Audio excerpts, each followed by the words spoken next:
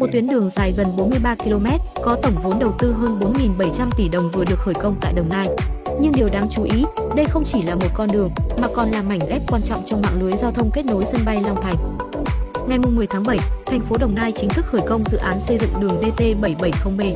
Tuyến đường dài khoảng 42,68 km, được đầu tư trong giai đoạn 1 với quy mô 6 làn xe cơ giới, xây dựng 14 cây cầu và 6 nút giao trên toàn tuyến.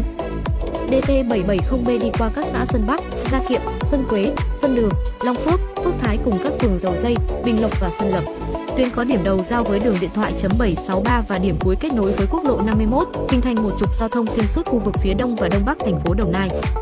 Điều quan trọng nhất của dự án không chỉ nằm ở chiều dài hay quy mô đầu tư, mà ở khả năng kết nối. Khi hoàn thành, DT770B sẽ kết nối khu vực phía đông Đồng Nai với sân bay Long Thành, quốc lộ 51, cao tốc Biên Hòa, Vũng Tàu, các khu công nghiệp và cụm cảng Cái Mép, Thị Vải. Qua đó, hoạt động vận tải hàng hóa và logistics của khu vực sẽ có thêm một trục lưu thông mới. Nếu nhìn trên bản đồ, có thể thấy DT770B không phải là một dự án đơn lẻ.